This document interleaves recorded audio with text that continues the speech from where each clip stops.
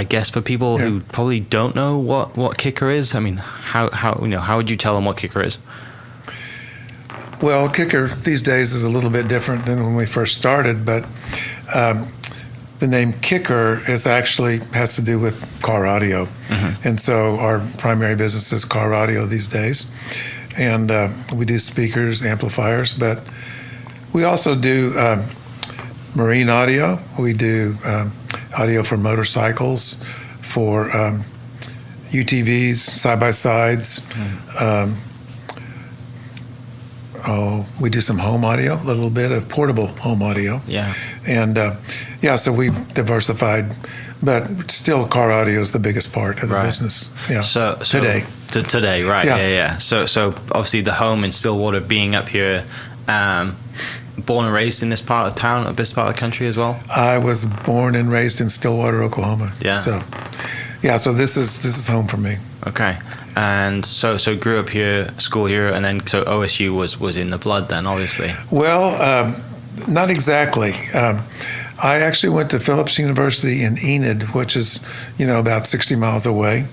Was a smaller private school, and had a great experience there. And I came back to OSU for graduate school. Okay. And almost finished. So the KICKER story then, was it something that kind of you just tinkered with and had a business, or just had I wanted to upgrade your speakers in your car growing up, or how do you get to starting it? Well, it really started, as you can see in my office, which you can't see on the video here, but I've got some Beatles posters on the walls. Yeah. And that was a big influence on my life back when I was in high school. In 1964, the Beatles came and toured the U.S. And so we all wanted to start garage bands.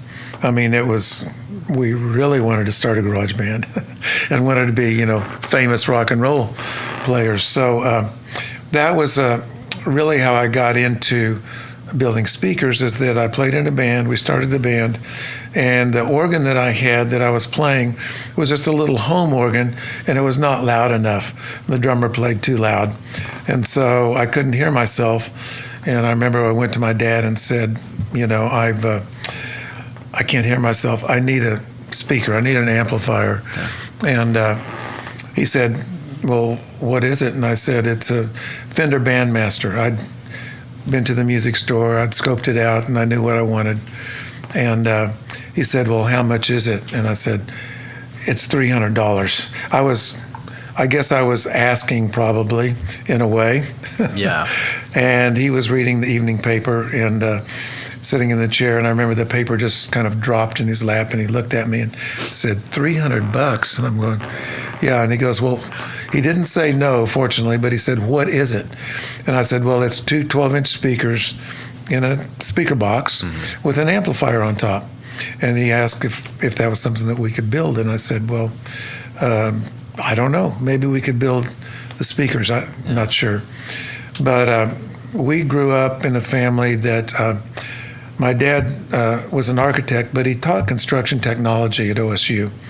And so he was into building things. We built everything from the house we lived in to camping trailers, go-karts, motorbikes. If we wanted something, basically, we built it. Yeah. And so that was how that worked. And so we built a speaker and borrowed the woofer from the drummer's dad.